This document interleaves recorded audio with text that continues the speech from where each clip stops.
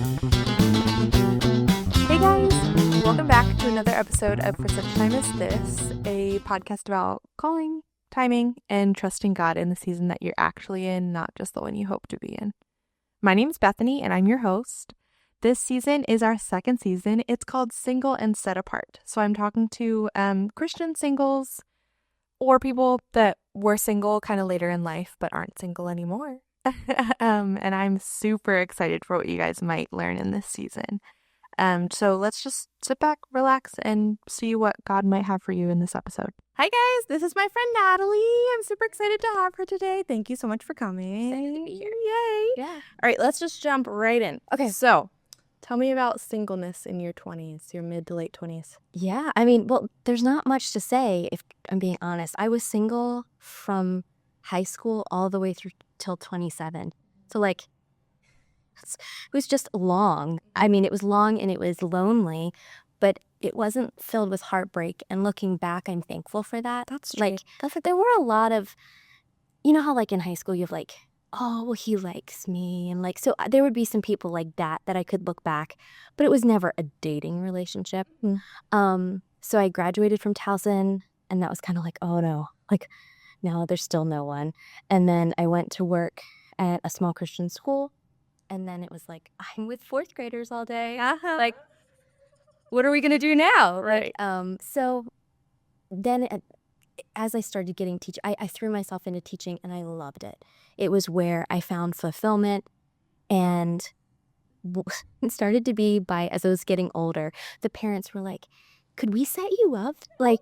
And so that happened a couple times. And I would go on a couple dates, but it just weren't right. It also, as I was getting older, the people they were setting me up with were 21, 22, or young still. My life is drastically different than in college. So Yeah. it just didn't work out. But then finally, somebody did. They set me up with someone on the other side of the country, which I wanted to go for it. And I don't know if you, maybe you'll identify with this, but people kept telling me I was picky. And I'm I do. But I don't. identify. But I wasn't even trying to be picky. Right. I'm there's not a lot of options Right. here. And it wasn't even, but there weren't single guys oh, I don't like that about him. Right. There just weren't options. So when this guy came off, which, blanket statement, he's a great guy. If he lived here, I hope we would still be friends and he would get along with my husband great. So there's nothing wrong with that guy. It just wasn't meant to be. And we tried the long distance. Yeah. But it finally came down to where he didn't want to move. I didn't want to move. Right. And it was just okay, this isn't meant to be. Yeah. And so we broke up. And so that was a very short relationship. We started dating, September-ish, and we were finished by February. So Yeah. you know what I mean? So that's my dating before my husband, my dating history, which feels kind of totally anticlimactic. But it was it was just years of singleness. Yes, I feel you. And then once I met Matt, things went really quickly. I had friends that I would go on vacation with, and we had tried eHarmony. I don't know, is eHarmony still a thing? It is. But it's just the Yeah. okay, see that? And 20 Try it in. it's not good. So 2017 to 2020, it was the one that you knew were serious, because it was expensive. And so Yeah. if people were on there, they were actually going to try. Okay. And so I don't know, my friends and I did that. My one friend and I went to Williamsburg and we both signed up, and she found her husband in the 2-week trial. Wow. The Lord had it work out, and she got married the next year. And I'm what? So I tried it I paid 3 months. I tried. Didn't work. And then I gave up and I'm I hate online dating. I'm never doing this again. And then another friend, the January of that next year, signed up and found her husband. Mm-hmm. And so when she got married in July, that night of her wedding, I came home because that was the last single friend I had. And I'm all right, we're going to try this. Yeah. And a month later, I met Matt on eHarmony. So it turned out, but I look back and I'm just how did God get me from not working at all to suddenly it worked? Yeah, I know. I feel that's the story is when you find someone that it's really fast too. Yeah. It was. We met, we started talking on the 29th of August. We met October 5th. got engaged December 9th or 7th. Wow. Yeah. But I mean, One of that is really fast, though. we got married July 25th. So we got no year the whole year. Wow. Yeah. But we were just like, this is it. And when we made, it kind of is funny looking back, but when I made my second eHarmony account, I was so brutally honest. I put everything out there of just like, please don't tell me you're a Christian if you never read your Bible. Please don't talk to me. Like, I didn't say it that way, but it was like, this is important to me. Mm-hmm. And there weren't a lot of people that wanted that. And I did have some good conversations, but then Matt, when I found his profile, it was the exact same way. He was just like, I'm done. Right. And my funny story with Matt is that little did I know, he was so sick of online dating that eHarmony gave you prompts of like what to say to people. Yeah. He had a file on his desktop where he had answers that he would copy and That's hysterical. because he was so sick. He's like, what are my hobbies? Copy, paste. And I was the first person that he didn't do that with because I refused to like ask easy questions. Basic question. I don't think in 2026 I would do well because I was like, I mean, we asked, I don't know. I did things backwards. I was like, do you want kids? Mhm. Are you going to be a father? Like, are you going to be a present father? All of these really tough. And then we got to know each other through dating. But like, truthfully, we just like went right to the hard stuff. Yeah. And that set us up really well because we were both so sick of the like, do you like kayaking on the weekend? It's like, I don't kayak very often. I maybe once every 2 years. It's fine, but it's not me. Right. Like, I don't know. That's what I find difficult with the world we live in today. It's hard to get to know someone in a really authentic way. Yeah. Especially through online dating, honestly. Yeah. It is. During the whole period before you met Matt, do you feel like you had the opportunity to grow closer to God during that time? Absolutely. And looking back, I'm so thankful for that. My pastor likes to quote a Puritan writer that says that when you read your Bible, there's spade work. Like you think of your garden and you have your little shovel and you might be doing just a little, but you're digging deep and you're trying to get the rocks out and you're just focused on that small little work. And sometimes when we read our Bible, we're doing spade work where we're really digging down.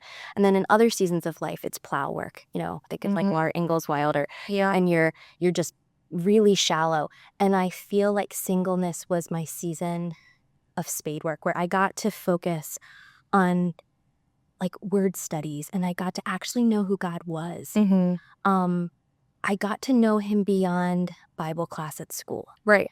I found that to be really important for me. When I went to Towson, it was my first experience outside of a Christian home, outside of a Christian school. And it was suddenly like, why do I believe this? And I found that, you know, I love worship music. This is not a diss toward worship music, but it wasn't enough. I had to get past, like, why does the Bible actually say these real life issues are wrong? Yeah. You know, I mean, even to, like, a girl was pregnant in an English class with me and she didn't want to be pregnant anymore. And it was coming to that question of, like, if I were her, I'd have a hard time too right now. So, like, how do I minister to her in a way that doesn't sound out of touch, but is also truly, this is a special life that you have. Yeah. And why do I believe that? Like, and it was so then I could take that from that time in Towson and actually spend the time. And I thought I was busy. And I really thought I didn't have time. And now I look back and I'm so thankful and I see the amount of time I had. And I feel like right now in that like whole farming scenario, I'm very much just like, I read a few verses, but I can't focus because of having kids and all that. And so I'm so thankful that I can like come across the study that I did. One of the verses that meant so much to me was in Psalm 62, where he says, pour out your heart before me. And like, what does that actually mean as a single? Like, how do we do that? Yeah. Because I feel like all of these verses you hear, but until you take them your own and you claim them and you learn how to draw near to God. That was another verse. Like, all these people were like, this is your time to draw near to God. What does that actually mean? Right. Like, how do I do that? Yeah. And so learning like, oh, I can talk to the Lord as I drive all the way up to church or to school. I worked at the same place that you went to church. But like, it was so important to me. And looking back, I feel like a lot of what I did then in my singleness was head knowledge, and I needed it. Like, I needed actual truth of who God was. And now as a mom, I feel a nearness to him that I didn't necessarily have, not because I'm a mom, but because I did that work. Yeah. And it's like, wow, I actually have a relationship with him, and I'm seeing a different side of him because of knowing who he is now. And that's been really special. So I wouldn't trade my singleness, right? If there's singles listening, they're like, yeah, right. Like, of course you wouldn't. You're saying that because you're married now. And that's what's so hard. Because you can't promise someone that they're going to get married after. Right. But looking back, I'm very thankful for it. Yeah. So What do you think you learned about yourself during that time? What did I learn about myself? I think I learned simple things like I like plans, but I'm not a planner. Like I like to plan. It's kind of backwards, but I don't always follow the plan. But fully relying on God for the plan. So like, for example, I would read the end of a book. If I'm reading, I love to read.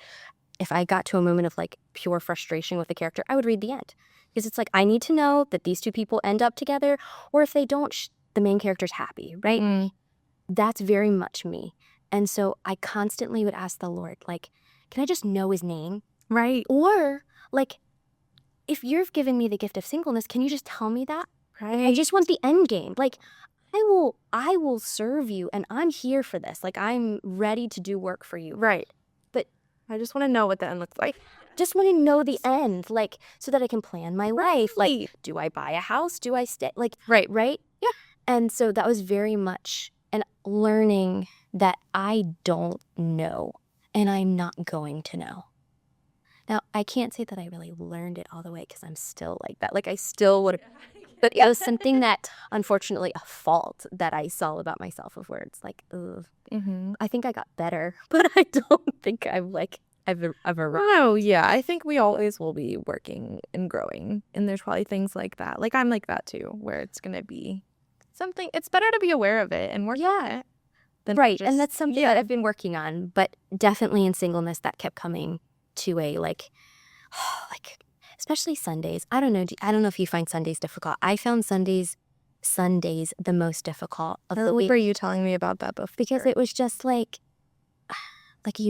I loved the worship time. I loved learning about the Lord. I loved the sermons, and I would come away blessed. But then you stand up, and everybody has somebody but me. Not to quote the Hunter Hayes song, but like just felt so lonely. And then you'd go home, and then I'd be fine once I got back to work because I was with my fourth graders. Yeah, I was happy. But I don't know. I found Sundays to be the hardest. So it was like a weekly cycle for me where I'd be like, oh, here we go again. And then learning that. Yeah. But yeah. When you met Matt, what was it that made it feel so like this is it? So one of the things that I had learned from the previous like short relationship that I was in, my brother-in-law had sat down next to me and he's like, Natalie, when it's your guy, you and him are going to make it work. Like, he's not going to be okay with being 3,000 miles away from you, if that's how far across the country is. But, like, he will move. Like, and you will want to move too. Like, and I remember within the first week of talking to Matt, I made I was like, I don't want to move. Like, I don't. And he's like, great. I like you. If you're the one for me, I'll move. And I just remember being like, this is earth-shattering, but he was so willing. And little did I know he's very close to his family. It's not for lack of love for them. He loves and respects that we love them still. But he was he just wanted to get married. And he knew that this was what God was calling him. And, he was excited to come a little further. He's from New York, so he was excited to move a little south. He hates winters. So, it helped. If I was in Canada, it might have not been. He might not. No, I'm just kidding. But I knew that was the thing that was like, oh. And the other thing for Matt was that I changed my perspective in that he was really good with kids. Mm. And I loved a lot of the guys that I had talked to. They were just awkward, not that's the wrong word, not awkward as in like they didn't know how to talk to kids, but like they weren't sure they really wanted a family. Okay. And if they did, they had really bought into the whole we need to wait 5 years. And I'm like, 5 years? I'm like barely like we got to get this going if we're gonna have more than one kid. Right. And Matt was like, yeah, let's go. Like No. I'm ready to start a family. And he loved my nieces. Mhm. My youngest niece at the time was 5, and I remember her going, can I marry him? And I was like, oh, she likes him. And I assume the funny thing was as we got closer to the wedding, I got cold feet of like, I haven't known like all the facts. Like so fast. I haven't known this guy for a year. Like, what if he randomly moves me somewhere? Like, what are we gonna do if after I'm married? Like, I don't know. What if he turns into somebody different? And Yeah. those were all fears I didn't need to worry about because he stayed a same good guy. But Mm-hmm. And you guys have been married for how long now? he'll be 6 years in July. Yeah. So Yeah. yeah. So did you feel peace like immediately up until the cold feet moment, or was it a process of feeling It was a peace? process. Okay. I wish Matt were here for this section because if he were on camera, everybody would see it. He is the most extroverted, jubilant, happy person you've ever met. Mhm. Like literally a golden retriever in a person. Uh-huh. And you can't help but love him, like Mhm. when you see him. And I was so worried that there was something more that I was missing. And so I can't tell you how many times my sisters or my parents would be like, why? Like, what are you nervous about? And I'm like, I'm just waiting for the shoe to drop. Literally. And just wait, because it always happens, right? Yes. Yes. And all my friends had always had somebody like, they'd like, and then something, Exactly. And I feel like I was just waiting and waiting, and it never dropped, which was good. Yes. But it was that nerves there. Yeah. I can't actually say, like, I knew, as weird as this sounds, I knew it was God's will, but I was nervous about it at the same time, even though I fully loved this person too. So I realize that's kind of a dichotomy of like thought process, but it really was a little bit confusing. Yeah. That makes sense. And then once we got married, it was like, oh, why was I so worried? It's like I shouldn't have been, but Right. I don't know. The logical side of me is very large, and I Mhm. just, I'm not somebody who's like swept off my feet easily. So I kind of didn't want that feeling of like, oh, Yeah. I wanted it to all make sense. And some of it didn't because it was so fast. That makes sense. Yes. I'm kind of the other way. Like I get swept off my feet like easily. Okay. So I have learned that I have to be more cautious. Okay. Which I have learned through past relationships with Sure. the fact that I let myself get swept off Yeah. my feet, and then the other shoe drops and I'm like, And you're like, I know. yeah. But it's so true, though. It's what happens. Yeah. And I don't know. And you're just waiting. But Right. Hey, you guys, it's me again. Don't worry, I'll be right back with our guests. I just wanted to take a moment and say thank you so much for spending time with us today. I hope you're enjoying the episode so far. Let's sit and think about what might have been said that can relate to your life today. And if you're enjoying it, make sure you like, subscribe, follow, comment, all the things. You can find us on YouTube for Such Time as This with Bethany Garner, or you can find us on Apple Podcasts or Spotify. All right, let's get back to them. When you met him, did you feel like ready for marriage at the time, or did your readiness to get married like grow throughout the relationship? I did feel ready. Mhm. And it got more and more as we, got to know each other. He moved in April. So once he moved, because it was COVID, so we couldn't travel at all. And that was even weird because we couldn't even go on dates. Like we were excited when he came down to actually be able to, like, he could pick me up and we could, but even then we couldn't do that. So Yeah. I did feel ready partially because I was just, I don't know, I was at a good place Mhm. in my spiritual life, physically, like I was just ready. Mhm. I think. I wish I would have known how to cook a little bit more. That's what I'm working on right now. That was one thing. I mean, we survived, Right. but it wasn't like horrible meals. But you knew in your head you could do better. I could do better, and I'm like, I should have worked on this. No, but he's so, like, his energy is so bubbly. He was like, this is awesome. yeah, exactly. He was like, you did so good. This is great mac and cheese. Like, thank you. Actually, that's very much Matt. You know, I don't think he's ever complained about a dinner. That's just not who he is, which is really good for me. Really good. Yes, I feel that. What surprised you most about marriage that you, like, weren't expecting? This is embarrassing, but how selfish I was. I didn't realize how much work I had to do in my sanctification, or that the Lord was doing on me. I had to learn that preference isn't the same thing as doing something wrong. Like, I might prefer it this way. Yeah. But that doesn't actually mean that it's wrong if he does it the other way. And I found that because he was so easy to get along with, I could steamroll him rather easily because I can be an in-charge person. And then I remember one day he was doing the dishes, which was so sweet. And instead of being thankful that he was loading the dishwasher, I'm like, why are you doing that way? Why are you loading the dishwasher? Well, it turns out he got so many more dishes in a dishwasher than and he was doing it way better. And I remember just my mom sitting at her kitchen table and her saying, do you think you do everything right? Like, do you honestly think you don't make mistakes? And it wasn't a, like, sarcastic question. It was a genuine, honest question. Like, Natalie, do you make mistakes? And I didn't like the answer because I'm like, but I don't think I make as many mistakes. Like, and then it was realizing, oh, just because I prefer you to fold a towel that way doesn't mean it's bad. And that selfishness is something that made the first year of our marriage hard.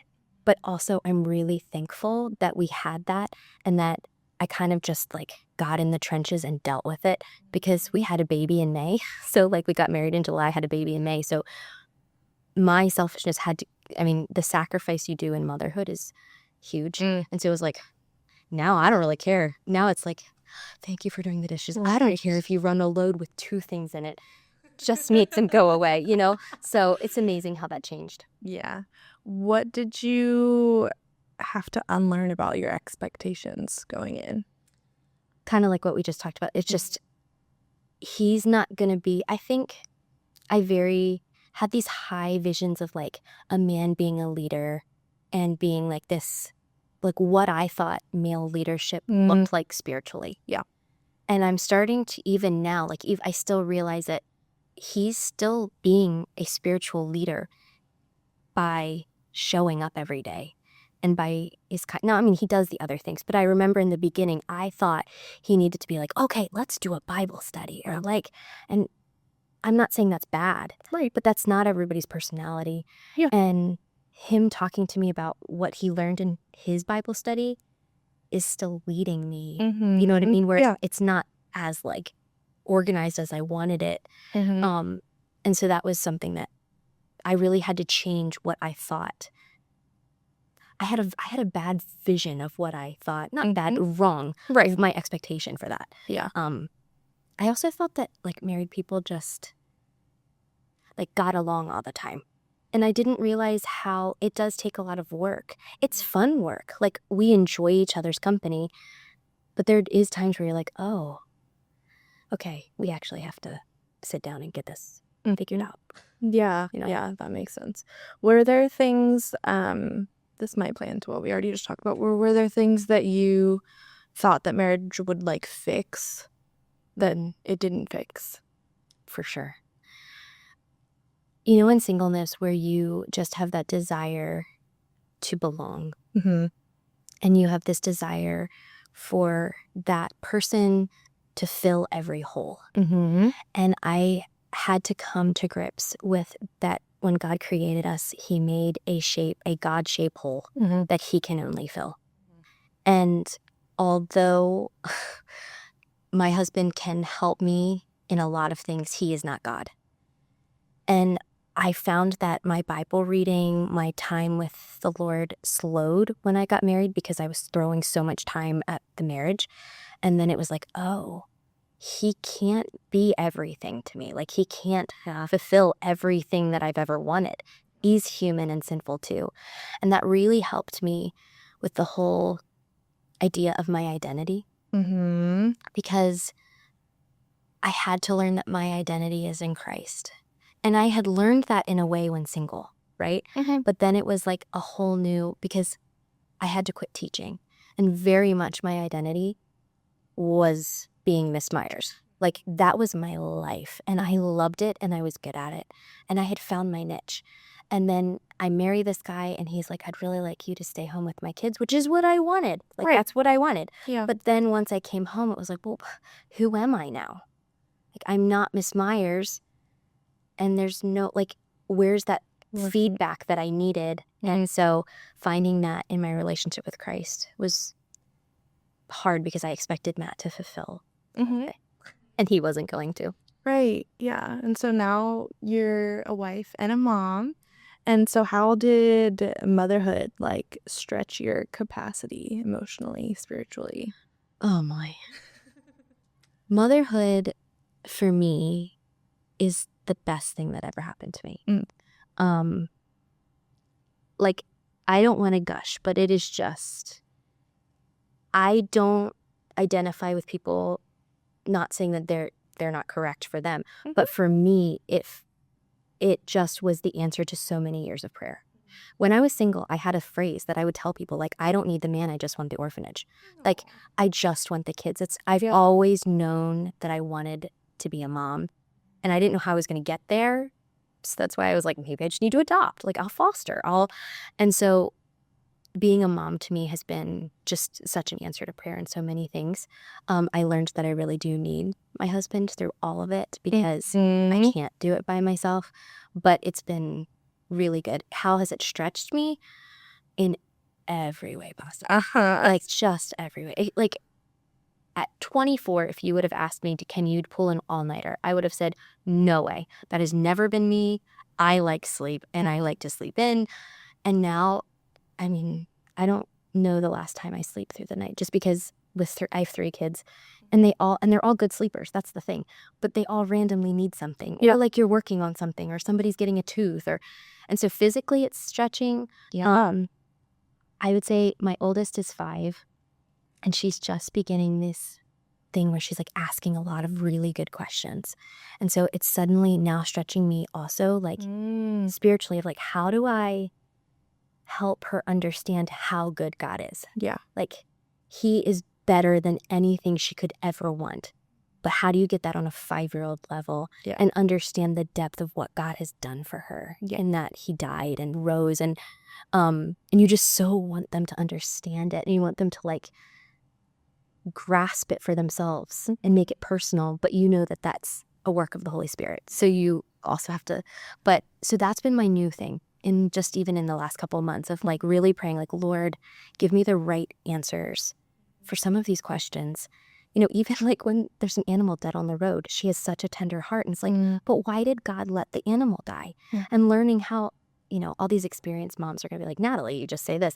But even for me, learning how do I answer this and not just like, it's the food chain, but more, you know what I mean? Like, in a way that actually really meets her question. Yeah. So that's what I'm learning right now. How do you like make sure you're taking care of yourself and getting rest and all the things on top of being a mom?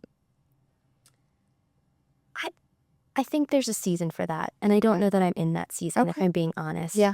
I find a lot of fulfillment in being needed, which is what was hard in being single. So I get a lot of fulfillment in my kids wanting to be with me, in them needing me. When I'm not pregnant, I love a cup of coffee and I actually like getting up early, which seems to be, counter what you'd expect. But I like getting up when the house is quiet and I can read or I can put on music or whatever. Also, I love to bake. So for me, like baking bread, or I can just kind of like zone in and so that's kind of like self-care in some ways. I used to love to get my nails done. I don't do that anymore, but it's interesting how you like adapt, you know what I mean? And you like find ways. That makes sense. So yeah, my husband's really good at helping me be like, hey, I think you should go to Target by yourself. And that's like, oh, okay. Yeah, I can do that. And so it looks different for me. And I think the past me would be like, that's enough. But it is in some weird way. Yeah. What do you wish that more single women understood about marriage and kids? I wish more single women knew that Christ is enough. Mm. Christ is enough. And it doesn't feel like that all the time. And when you're looking at bills that aren't paid and you need 2 incomes and you're wondering, there's big decisions when you're single. I don't think married people who have never been single understand that. Right. That's something that, yeah. I also wish women understood in particular that it's okay to feel that desire to want to get married. Mm-hmm. Yeah. But you're not broken if other men don't see you as marriage material. Yeah. I for so long just kept saying, well, I'm not enough. Like, for this guy, I didn't go to the right school. And for this guy, I wasn't skinny enough. And for this, and I would get all of these excuses.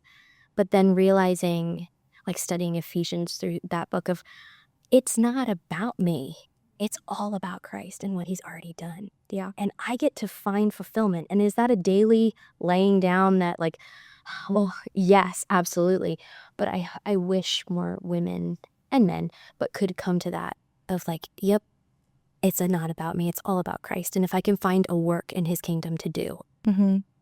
that would be my next thing. Like, find a church to plug into or a ministry of some sort that you really love and that you can come home tired, knowing that you've worked hard. I would highly recommend. Mm-hmm. What character traits or habits did God build in you during your singleness that are still helping you today?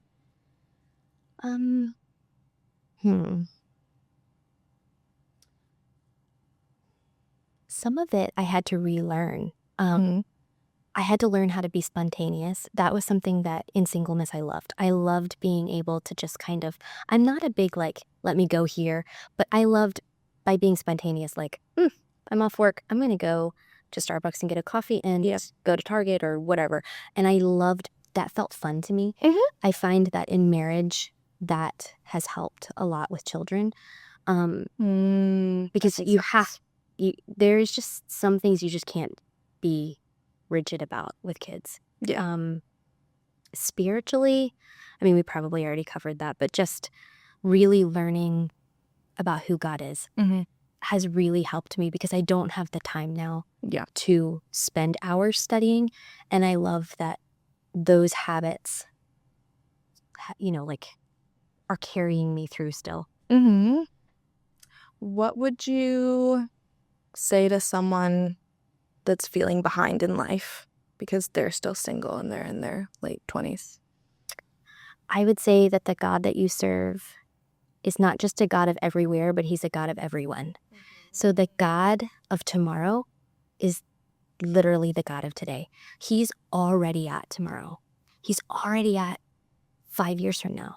And so when he's making you right now, as he's building you and molding you, he's molding you for the future because he's already there. Right. I always struggled a little bit when, in Lamentations, when it says his mercies are new every morning, I would often say, like, how do you know you're going to get me through? Because I need them all the way till, 12, right? And it's like, how does the Lord actually know? Because he's already at tomorrow. He literally knows what tomorrow, not just in knowledge, but he's there and he's living it.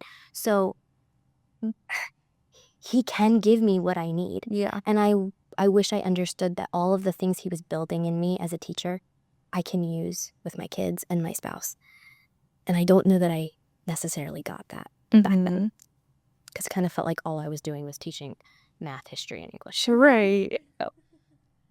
What would you say anything different to someone who just thinks that God's forgotten about them? I think it's easy to get there when you're single. Because every time you open up social media, you see another announcement for, as you get older, it's like it used to be dating and then it's marriage and then it's babies. And it's just like, where am I? But he does see you and he chose you before the foundation of the world and he's called you. If God sent his own son to die on the cross for you, he's not going to forget you.